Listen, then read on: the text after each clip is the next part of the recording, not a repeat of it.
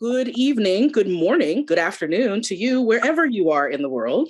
I am Tigress Osborn. I'm the chair of the National Association to Advance Fat Acceptance, and welcome to the NAAFA Webinar Series. This is actually the last episode of the 2022 Webinar Series program. We will have a couple more virtual events, which I'll tell you about at the end of today's discussion. So stay tuned to learn more about things that are going on with NAAFA. If this is your first time joining a NAAFA event, NAAFA was founded in 1969 and since then has been advocating for fat people through education, advocacy, and other kinds of support and programming. Today, we are joined by our friends from Pro Bono ASL. Hidra and Jamaica are our interpreters today. And to learn more about Pro Bono ASL, you should visit their website at probonoasl.com. To learn more about us, you can always find us online at naafa.org, NAAFA.org, or on your favorite social media as NAAFA Official. Let's go ahead and jump right in since we have a panel of 3 tonight and we've got lots to share.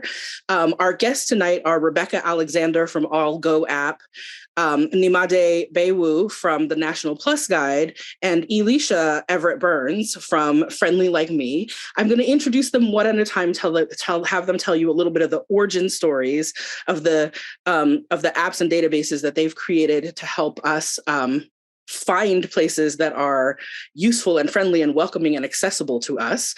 And then we'll get into some dialogue about their apps and the businesses that they work with and any questions that you all have. Thank you for being with us today. So first, we're going to start with Rebecca Alexander from AllGo. Rebecca is the co-founder and CEO of AllGo, the first review platform designed with fat people's needs in mind. She founded AllGo because, as a fat woman, she has spent countless hours scouring the internet to reduce her anxiety about going to new places. A lifelong Oregonian, Rebecca was born and raised in Southern Oregon, lived in Salem while attending college at Willamette University, and moved to Portland in 2011. Rebecca is also the author of a kid's book about body image, which debuted in 2020 and is now in its second printing. You can find her on Instagram and Twitter at Portland Rebecca. Rebecca, what's the origin story of AllGo? Thanks, everybody, for having me tonight and for being here to, talk about these issues. So I'm happy to share the origin story of AllGo. I was working in the nonprofit sector and I was dating in Portland. And in my personal and professional life, I found myself going to new places all the time. I was working, raising money for organizations. So I would go and meet donors at coffee shops or new restaurants or what have you. And I just found myself having so much anxiety about that, wanting to, put my best foot forward on behalf of this organization, and starting every interaction with a prospective donor with, can you move from a booth to a table, did not make me feel empowered, right? It created so much anxiety. So I found myself scrolling through photos of ravioli, looking for pictures of chairs. And, I was just like, this is a bad experience. But I just kind of filed it away. And then I left that job and I took a few months off and I read a lot during that time. And 2 of the books that I read mentioned this issue. So Hunger by Roxane Gay and We're Never Meeting in Real Life by Samantha Irby. They both described the same anxiety that I had felt. And I was like, okay, I'm not alone. This is not just me. It was truly the first time I had ever felt like my family is full of big people, but we never talk about stuff like this. And so it was really the first time that I realized that it wasn't just me, and so from there, I put out a few surveys to find out how many people it just wasn't. And, I popped into some Facebook groups, and I'm sure some of the people on this call, were among the people that responded to say, yes, this is a problem. In fact, and then people pointed me in this direction of all of the ways people have been trying to solve this for years. And After that learning and, that time really kind of to discover not only how many people felt this problem, but how people felt it differently from me and the same as me, like I did I had a lot of conversations over about, a year. And then we kind of designed the first version, launched a Kickstarter to raise the money to pay for it. And then the world shut down. So we went on hiatus. We finished our beta at the end of 2019, and we're, trying to launch our national app in 2020 when the world shut down. So we went on hiatus, but we are thrilled to report that we've been working on the national version since January, and it is almost ready to be released. We're testing it right now, so we're on our way back. And we're looking forward to, sharing it with all of you and taking what we learned during the Portland beta and really, using it to everyone's benefit all across the United States. And I should share with our audience that we're actually not going to preview everybody's apps during this session. And so please, please tell folks, Rebecca, where can they get your app right now? Sure. So we don't have an app currently in market, but you can be on our mailing list so that you can find out as soon as we launch the app. So just go to our website, canweallgo.com, drop your name in our mailing list, maybe buy some merch, anything you want to do. We'll let you know as soon as the app is live. So next, I want to introduce you to Nyemade Boiwu. And before I introduce you to Nyemade, I just want to say a few words about her past business partner and our past blog editor, Janet Conroy Quirk, who died earlier in 2022 and who we miss deeply. Janet was a tremendous contributor to fat liberation, to plus size community, to trying to make the world a better and more accessible place for plus size people. She was very new as our blog editor at the time that she passed away, so you may not have seen a lot of her through NAAFA's platform, but she was so excited to get that job, and she had so many plans for expanding our Community Voices blog. And her work with Nyemade, which you'll hear about in just a moment, was obviously really important. And her commitment to, Janet was a resident of Massachusetts, and her work in Massachusetts on the pending civil rights legislation there related to protecting us against height and weight discrimination was essential, and she is irreplaceable. So we dedicate this episode of the NAAFA Webinar Series to Janet, and we thank her for her work, and we thank all of you who carry on her work. Having said that, let me introduce you to Nyemade, who is the owner of National Plus Guide, which was launched with co-founder Janet Conroy Quirk. And NPG is a database of plus-friendly and plus-owned businesses that helps to identify safe, comfortable spaces for larger bodies. Nyemade is an award-winning writer, speaker, and digital content strategist, passionate about using her talent for communication to encourage people to see things from the perspectives of others. Nyemade uses her Instagram Lives, YouTube series, and podcasts to raise awareness about important issues and entertain others. She currently has a fellowship with the National Alliance on Mental Illness Delaware as their Diversity and Equity Fellow. In addition to being passionate about the topic of mental health, Nyemade frequently speaks about the topic of self-love and self-acceptance. You can follow her on your favorite social media at National Plus Guide and personally at That African Butterfly. Nyemade, will you tell us the origin story of the National Plus Guide? Yes, I'd be happy to. And thank you so much for dedicating this to Janet. I miss her terribly. And I appreciate that. So National Plus Guide started because I moved from Florida to Delaware, and I had to find a doctor. And most people in larger bodies know that fat phobia in the medical community and the medical world is really a thing. And so I was having so much trouble. I said to myself, I wish there was some place I could go where I could see recommendations from people of doctors that have chairs with no arms, or doctors themselves that are able to actually listen to what's going on with us and not just blame everything on our weight. I looked around, there wasn't really anything like that that I could see. There were some places, like I actually had seen Rebecca's We Can All Go for the Portland area. And it was kind of like what I was thinking. So I created National Plus Guide. Originally it started to do the medical, but there's so many fields and so many areas where, it's hard finding our acceptance. And it's also hard getting spotlight on Plus-owned businesses. So I wanted to make a space that did both, where Plus-owned businesses could be listed, as well as recommendation for areas for businesses that are comfortable to go to if you are a plus size.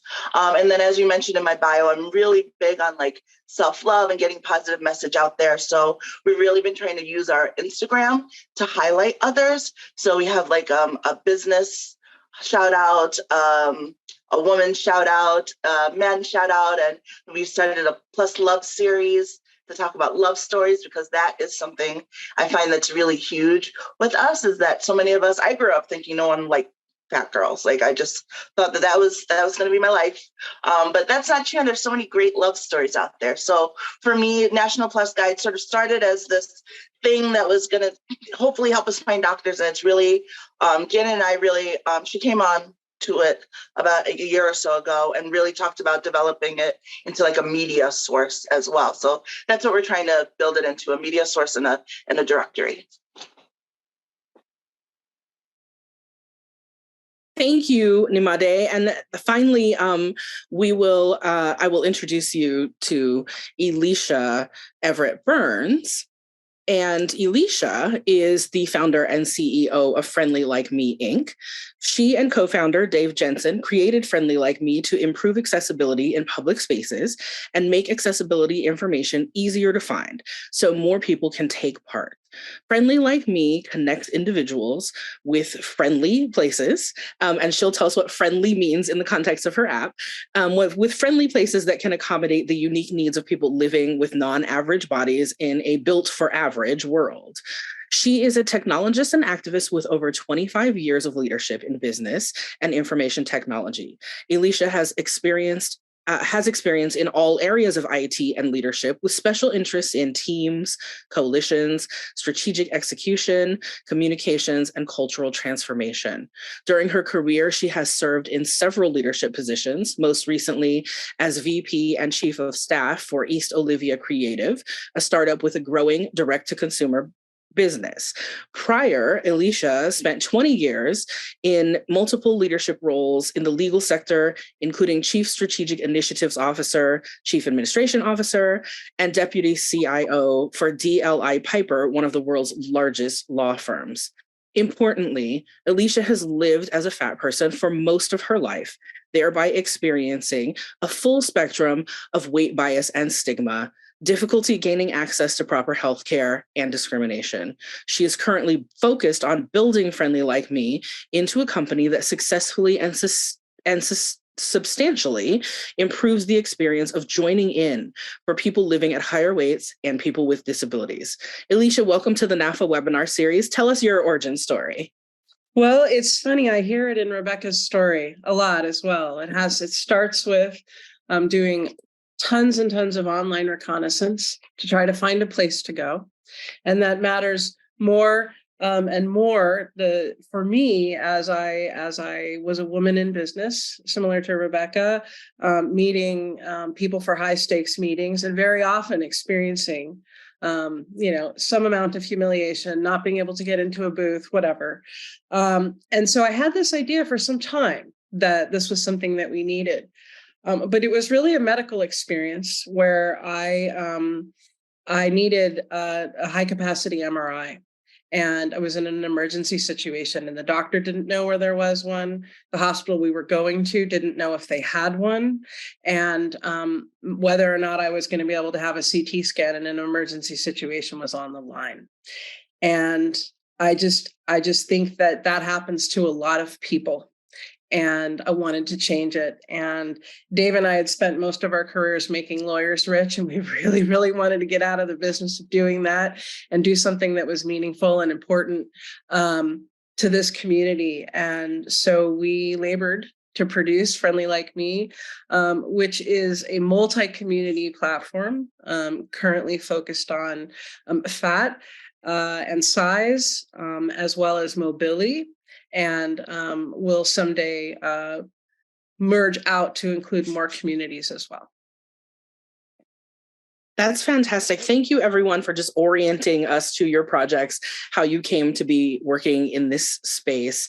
I'm interested in learning from each of you a little bit more, or having you give our community a little bit more insights into the resources and support that's needed to develop programs like this.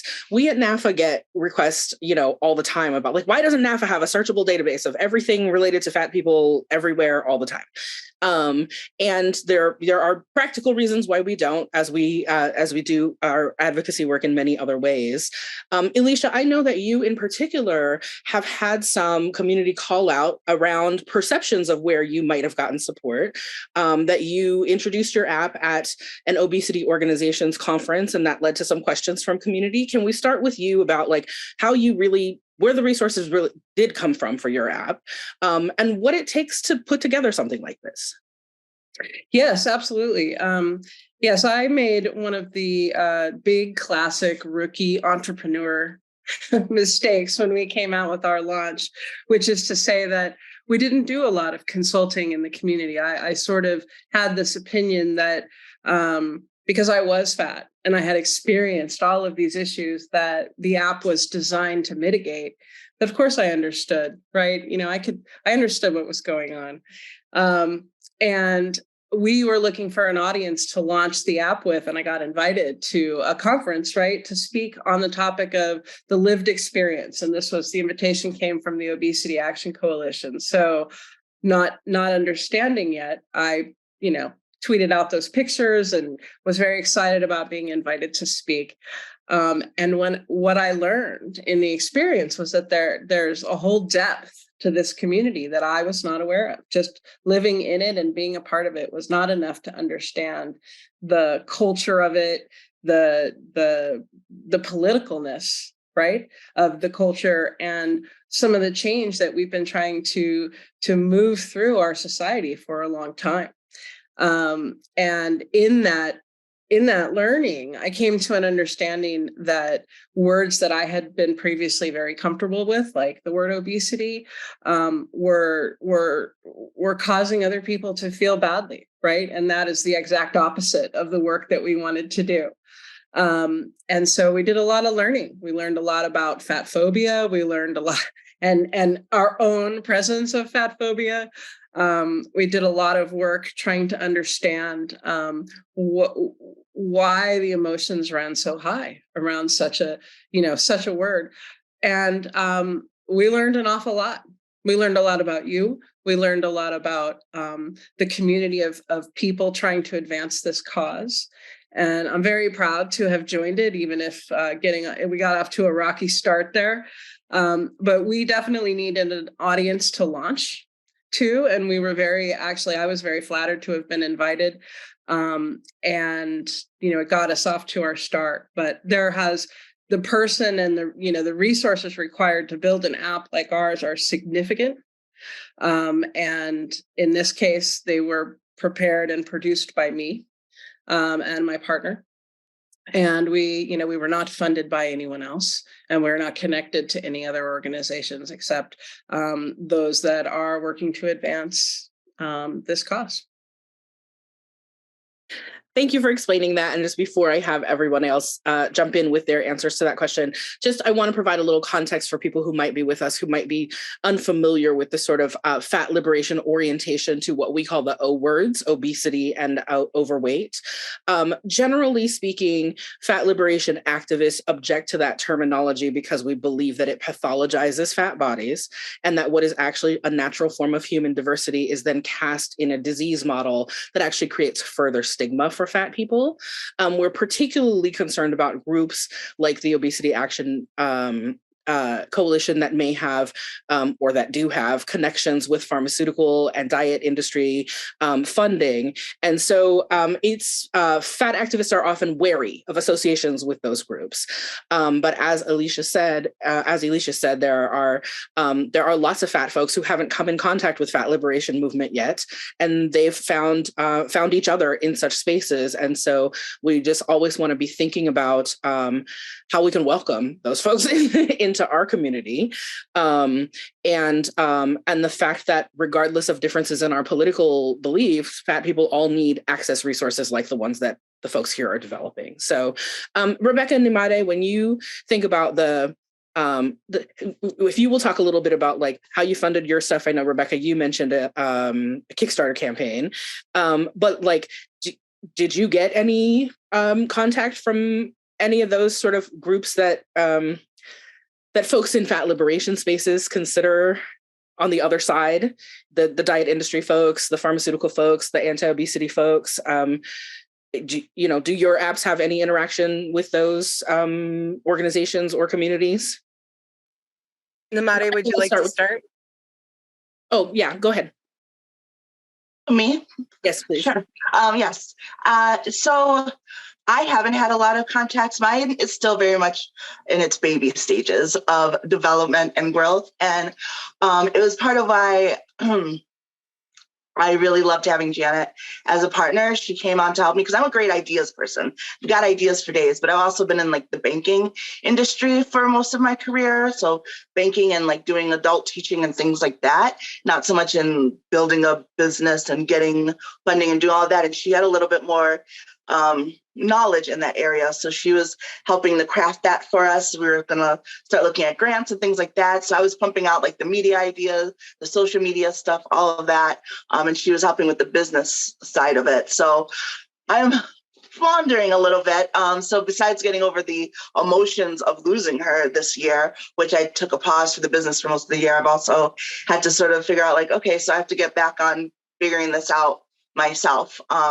So as of yet, I haven't had contact with any of those people, but we'll see how it goes. It's good to know what to keep an eye out for as I start looking to partner and to spread the word more and to get grants and things like that. Right now, the little bit of database that we have is from us doing our Google searches, reaching out to businesses, asking if we could add them. We hope that we get more participation from people who visit the website, because there's a spot where you can go and leave a review and leave information like that. We'd love to grow it that way. Eventually, I would love to be able to just hire people to build that database. So that's what we're trying to sort of build our way up to right now. Thanks. And Rebecca, what about you? What were the interactions you had with different communities? What were the ways that you gathered support and introduced yourself? Before I start answering that question, I just want to say, Nyemade, like, we should talk. Elysia, like, I don't mind sharing, like, she and I recently got connected. We all need to be talking. So it's so odd to me. I've kind of been on a social media hiatus because of some things in my personal life. I've just not felt like being social. So if you tried to reach out to me and you didn't hear from me, that's why. But I'm social again, and I would particularly like to connect with you. So I just want to flag that. Yes, absolutely. And I just want to highlight here too that when I talked to each of these entrepreneurs about their projects, there was no sense of like, I don't want to be on this with my competitor. There was just like a sense of like, well, the more we have for our community, the more we have for our community. So let's do it. Right. Yeah. So I love that about all of you. And we should say that for folks who are watching, if there are other folks working on projects like this that you know of, let us know at NAAFA. We'll share that information Yes. with these entrepreneurs. And I should give a shout out here too, also to Kelly Bliss, who used to do the Kelly Bliss Yellow Pages. Yes. Which in the 90s was a physical Yellow Pages book listing businesses that serve fat community. Yep. And you can still find copies of it floating around out there, and she's still active in community in some ways. So so thank you, Kelly Bliss, for your work in this area. Okay, but so Rebecca, a little bit about how you the resource. Yeah, so I mean, just in terms of the resources that it takes. So when we decided to go out to build our beta, we knew that we were going to build as lean as possible. So I went to the startup school of the internet and, learned how to do, technology. And I'd never done this before, but, all of the advice that I was getting was, don't overbuild the tech, right? Be really conservative and do it small. So we put together a proposal for a $50,000 beta, 10,000 of which was going to go toward actual development of the program. And then another 15,000 was going to go toward taxes and fees and merch for the Kickstarter rewards. And then the rest of it we were going to have on tap for marketing, because we knew that getting the word out was going to be really important in this work. And so when we set out to raise the $50,000, we did that first by pitching to different startup competitions. And we actually won a pitch competition here in Oregon. It was called Pitch Oregon. It was funded by one of the largest investors who specifically invests in startups that are led by women and people of color. And we were given a big fake check on a stage for $50,000 to build our beta. And I had 4 days prior to that event been in the boardroom of this venture capitalist, and he had offered me terms that were very standard. They're weird numbers, but for a startup in our stage, they were very standard numbers. $2.5 million valuation cap was the number we talked about of most significance. So then after the $50,000 check is handed to me on stage, it's in all of the local papers. The entire startup community in Portland thinks that we've been invested in from this lead local venture capitalist. He sends me a term sheet with the actual terms.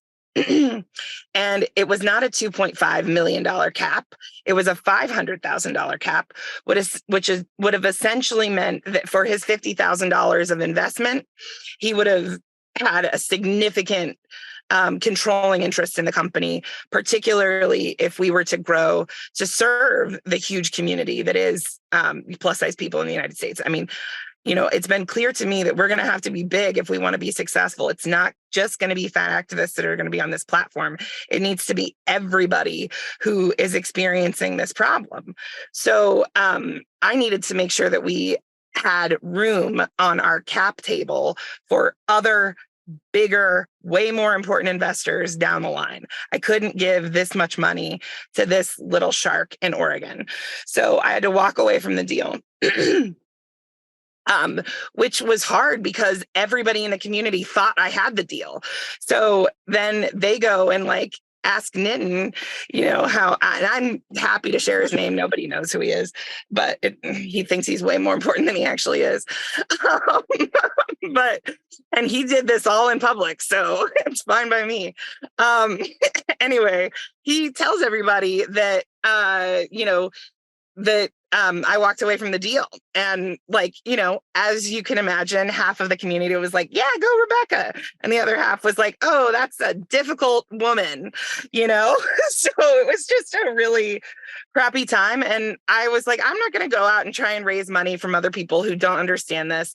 I had a background in the nonprofit sector, and I felt like I could get people to, contribute to this cause in a more grassroots effort. And so I spent 3 weeks putting together a Kickstarter video and reaching out to a few key people with large audiences who I thought were committed to this, including Roxane Gay and Samantha Irby, who wrote those books that inspired it. And almost everybody I reached out to said, yes, I'll help, including Roxane and Samantha. And so we launched a campaign, and over 19 days, we raised $55,000 from 1,200 people, which I was blown away. Our goal was 50,000. I didn't know if we were going to do it, and we did it. And it was incredible. And I am so glad to have started that way, because I learned how hard this was going to be. Because in order to get that $55,000 from 1,200 people, we had to get enough attention on our Kickstarter campaign that 2.5 million people visited the page. So in terms of your initial question around how difficult this is and what it takes, that's what it takes. It takes massive numbers to make any movement. And, it's going to take all of us working together. So we're going to figure out how to do that. And if I could just follow up there, Tigress, I wanted to say too, in terms of the amount of resources it takes, and this is why, I'm with Rebecca on collaborating if we can. In order to do this, I had to sell my house, right? I don't have the community organizing skills that Rebecca does, right? So I actually did not know how we were going to fund it, how we were going to get money. And so for me, the answer was, okay, put my house on the market. Dave and I made the decision to quit our jobs, right? And then it was 2.5 years of full-time investment from the both of us, as well as the money from my house to bring this to reality. Now, most of the time, this is something that you would get funded the way that Rebecca did. And of course, we're hoping to make that happen. But this cause is tricky. Back when we first started, the climate was much more tilted toward, why would anyone want to make an app that didn't involve, for fat people, that didn't involve counsel on weight loss, right? What, you mean you want to stay fat for the rest of your life? Right. And we were, yes, in fact, if you are going to be living this way, you need access to these resources. And as I started to feel in my case, it's one thing when you can't find a great restaurant. It's something else when you can't find a great place to have a meeting. And it's something else entirely when you can't get the healthcare that you need. Mm-hmm. Well, and of course, you all know this, and folks who are not new to us know this, but this is part of why we're working on other advocacy things like changing legislation we know that changing legislation doesn't automatically prevent discrimination, but we also know that it incentivizes people to try to avoid penalty for discrimination. And then they do things like think about making their business more accessible, which actually leads to something I wanted to ask you all about. I know that Nyemade and Janet did a lot of outreach to businesses about why they should become more accessible. Nyemade, will you talk about that a little bit? And then will the other two of you just talk about how that fits in with your projects? Sure. When we were trying to build up the database, it wasn't so much as far as reaching out to try to convince them to be more accessible as trying to get information. And we did have some conversations with some businesses, like I know my personal doctor, about the fact that it's such a little thing that all the seats have arms, but that makes a huge difference when you're thinking about going into the doctor's office. Will I be comfortable while I'm waiting? Can your scale cover me? And those are things that I think some businesses just don't really think about. And so it's really important when we were making the database and when we were looking up things that we were finding businesses that had thought of those things. So as much as we wanted to highlight plus size businesses, we wanted to highlight businesses that had wonderful service. Janet had an experience with a hotel once that just went awful with their beds. And so, we wanted to reach out and make sure we were finding ones that did have those things available, because at the end of the day, like Elysia said, whatever size you want to stay, that's fine. Fat people deserve to feel comfortable everywhere because we're living life, so we deserve to be able to live life the same as everybody else.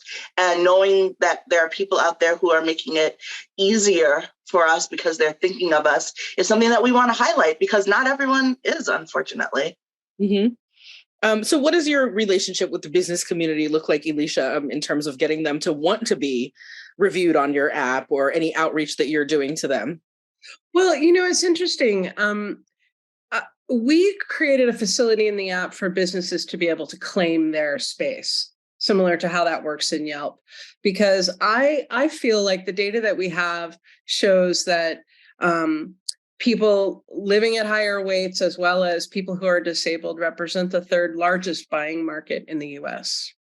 And when I start speaking in those languages and or in that language and talking about the discretionary income that's available to business from our communities, it starts to read more like a math problem, right? Mm-hmm. Like you need this group of people, and if they don't know they can get to you, and they don't know they're going to be comfortable, they're not coming, right? And so we, in my conversations with business, it's gone one of two ways. One, they see it right away. And once they see it, they can't unsee it, right? Once you start looking around and you know what it means to be size accessible, right? You don't unsee that. You know, you don't have chairs in your waiting room where the person coming for their haircut can sit and wait comfortably. But sometimes, I was at the hairdresser and I'm leaned back in the chair and I said, what would you say to a disabled person about your parking lot?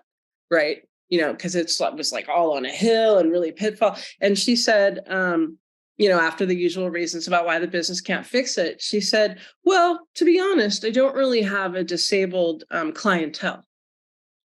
And I was like, exactly. Right. Right. We're here. Might be. Right. We're here. So I've gotten some really nice positive responses. Businesses are claiming unfriendly.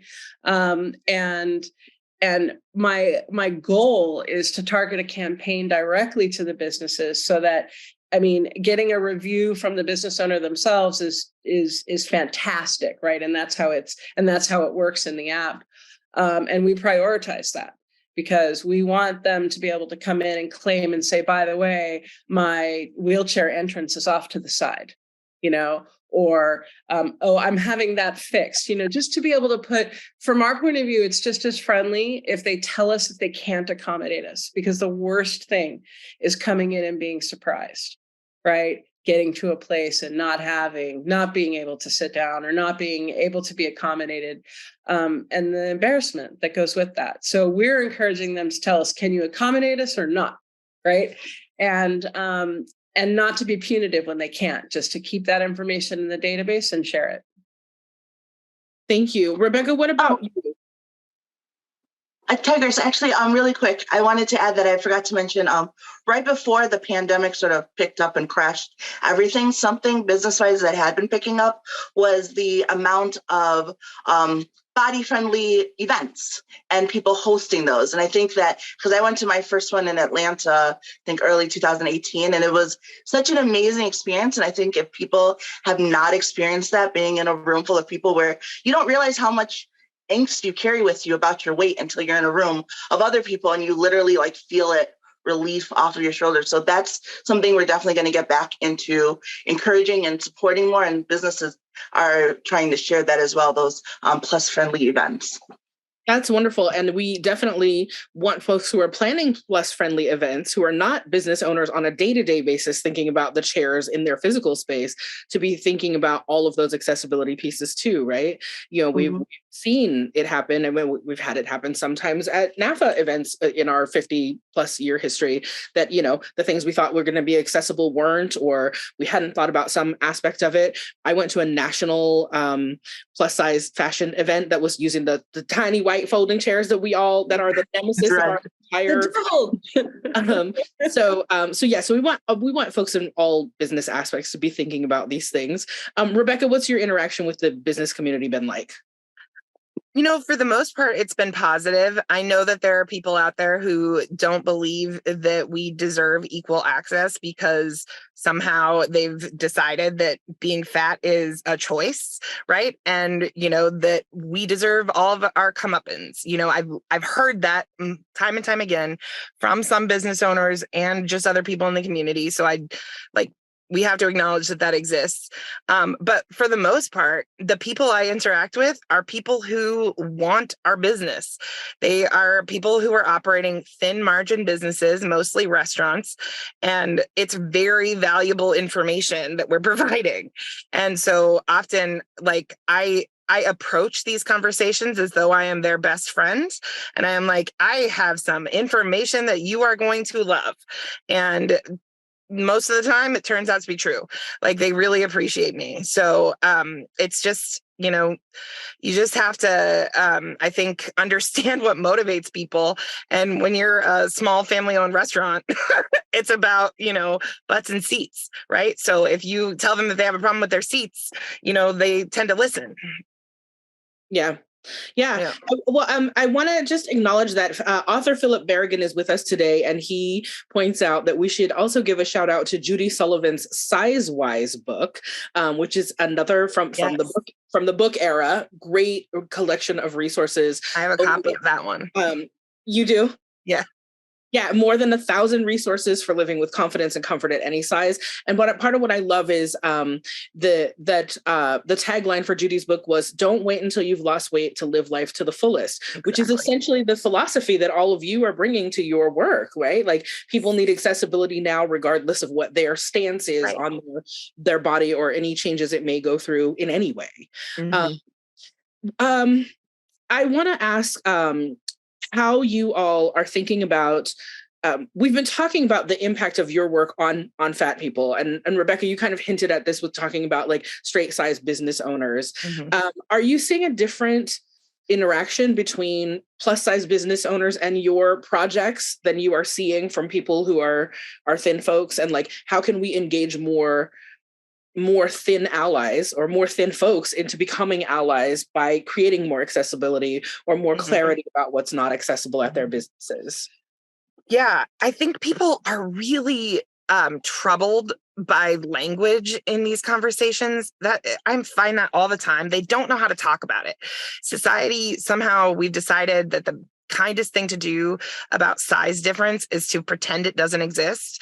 And, just like pretending that racial difference doesn't exist, like, it's a problem, right? You end up like this is how I realized this was happening. I went over to a friend's house for dinner and sat in a chair that squished my thighs all night long because they didn't know how to ask me if I wanted a different chair, and I didn't know how to ask them for a different chair, and we just couldn't talk about it. And so within people, that is by and large like what I find to be the biggest barrier. And so disarming them by saying, hey, we are Yelp for fat people, like, and saying like, we can talk about it like this, and let's just have the conversation. It really helps them. And the other thing I will say is I'm also a person who really believes in entrepreneurship. So, I want to create more fat entrepreneurs too. So, one of the things that we are building here in hopefully, collectively, right, is a huge community of plus size people who want to share their opinions about things. And that's very valuable to people who are starting businesses, who are designing products. And I surveyed our community about this. They are just as enthusiastic about sharing ideas for better jeans as they are better restaurants. So like, we have a way, to use this platform and this community to get what we want, because our money is green and, they want it. So we can, the stuff they try and get us to buy is not as good as it should be. And it's time that changes. So we need to tackle that too. Any thoughts from anyone else about engaging thin allies? I think this is really our time. I think that, we're starting to see a greater acceptance. And, I had my dentist the other day ask me what I did. And I said, oh, I'm in size accessibility. And she didn't even blink an eye. It's like she completely got it right away, right? Like, oh, well, yeah, I guess you probably would need that. And then the next question, well, how is it in here? And I'm like, well, honestly, every time you take my blood pressure, it's really high because you don't have a large size BP cuff, right? She does now. Right. And so those elements of friendly change or making change for us are really critical. And I want to celebrate those people, right? Business owners who are making fit and accessibility a priority. we want to promote the heck out of it. We want to rally our community behind those people, because let me just say this. You know how hard disabled people had to work to get equal access, or at what passes for equal access. Theoretically equal access. Right. Yeah. No one is going to give this to us, right? Yep. These crowdsourcing kind of platforms that we've been building are the way to kind of come together as a group and represent our buying power, right? The more people that we have, the more reviews that we have, the more business owners are going to understand that we're a community they have to cater to, but we have to take it. It's not coming for us. And what that means for individuals is, it doesn't matter what platform you're doing it on, but do your reviews. You go places, do a review, right? And just in terms of entrepreneurs, our goal, it's a big nut to crack. There's room for everybody, and the sharing of this information is what's going to make our community powerful, or more powerful. Darlene, who is our administrative director, points out that when NAAFA had what was called the Size Savvy Project, which was pioneered by NAAFA's Vegas chapter, I believe, they actually gave businesses stickers that they could post saying that this business is size savvy, like literally gave them their badge of honor. Yeah. Of course we want businesses to do this because it's the right thing to do, not because they get some kind of accolade for it. But we like giving people stickers. Stickers are great. Yeah.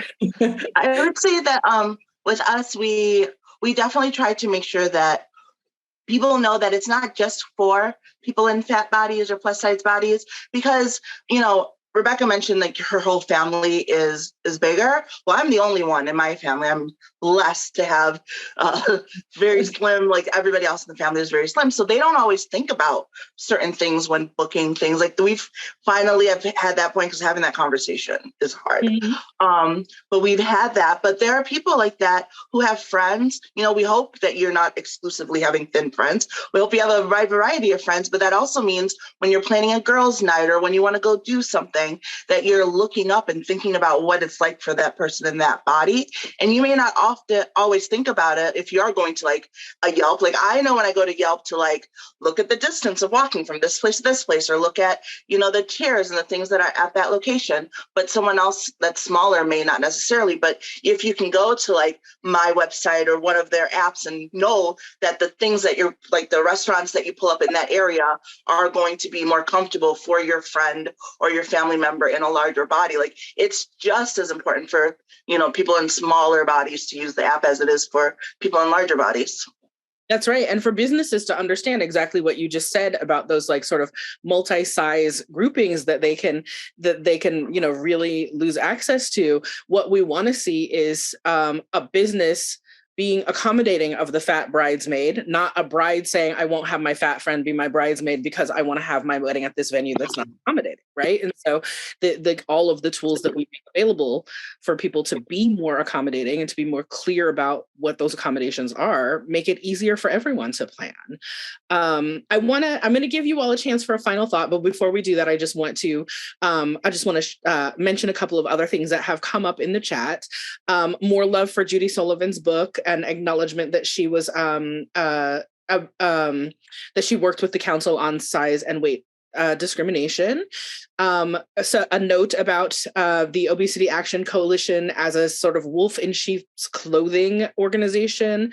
One of our concerns when we think about the obesity groups is always, are they presenting themselves as our friend and not behaving as our friend? So some thoughts about that in the chat. A note from LJ, who's an inclusion and diversity and belonging advisor, and who's talking about wanting to make it a priority in corporate inclusion, that diversity is that size is part of the diversity, inclusion, and equity and justice conversations in that in across fields in corporate worlds. Thank you for that work. Shout outs for people who've done the work of making their spaces accessible without having to be asked to. So lots of thoughts in the chat about this. For those of you who are watching this later and didn't get to be here live to participate with us in the chat, each of these projects have some variation of community, right? you have Facebook groups, or you have events that you do, or things like that, where you can interact with these creators. So as I ask each of you our final question, please also repeat for folks where they can find your project, and anything else that you want them to know about how to follow you. So the final question, as always, for the NAAFA Webinar Series is there anything we didn't ask you about that you really want to leave people with today? Let's go backwards from the way that we started. So we'll go with Elysia first, then Nyemade, and then Rebecca. I guess the last thing that I would want to say is that I think this is our time. And I think that we have worked a long time to get here, and we have momentum now that we haven't had before. And I'm very excited about the power that's coming together to make this a reality for us. And I'm looking forward to you guys being a part of that. Thank you. Nyemade? The last thing I wanted to add is just that, you mentioned the word community, and that's really a big factor in what we want National Plus Guide to be. And as we see the vision of it growing with, newsletters, things like that, we really want it to be a community and a space for people to come and find out more about what's going on, and also to highlight things that are going on as well. So right now for me, getting back into doing our lives, so our self-love Sundays, sharing our love stories. So if you're watching this, please reach out to me. It's at National Plus Guide, or my personal page, That African Butterfly. I want to share your stories. I want you to get a chance to talk to people about what you're doing, about how you fell in love, about your business, anything like that. We try to reshare stuff on the page as well. There's also been some more emphasis on plus size television, which we love. So I've been trying to highlight those. And as I mentioned before, events. Really, our thing is just to highlight anything plus positive. So please reach out to us if you have anything to share. We want to share that, or if you want to collaborate in any way. Thank you. And Rebecca? Thank you for having me today. I've really appreciated being here and getting to know you all a little bit better, especially you, Nyemade and Elysia. You can find us at canweallgo.com, national app coming in early 2023. And the thing that you haven't asked me about that I like to share is not something that I typically bring up. It's something that I keep in my back pocket for when I get an asinine question. But because we're among friends here, I'll bring it up. So when I get the comment around, you're promoting an unhealthy lifestyle, right? This is somehow promoting an unhealthy lifestyle, this work that we're doing. I really like to remind people that what we're actually doing is totally health promoting. And that if you want fat people to be healthy, supporting our efforts is a really great way to do it, right? What we're doing is we're ending social isolation. We're ending stress. We're ending stigma. And those are the things that lead to bad health outcomes for people in large bodies just as often as, some of the other issues that they, tend to paint us with. So truly, we are health promoters, all of us. Health is, a really complicated subject in our community. And it's certainly not anything that anybody needs to be aspiring toward or working toward on their own.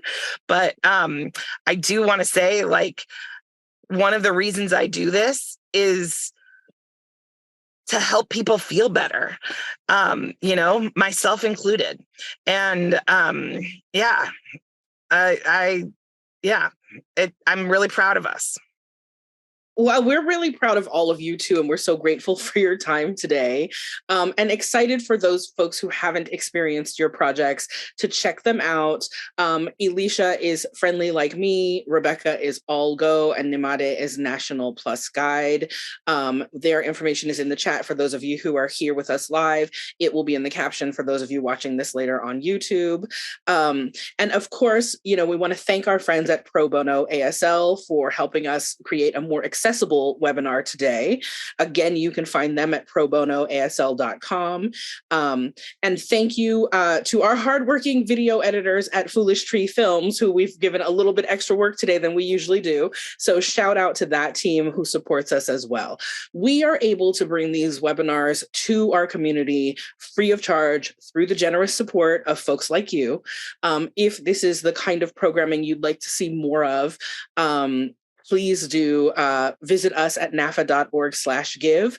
We are currently in the middle of a $10,000 end of year giving campaign, and we fully expect to see our community and folks who are new to our community support this work and support the work of folks like Rebecca, Elysia, and Nyemade. Thank you everyone for joining us for the NAAFA Webinar Series today.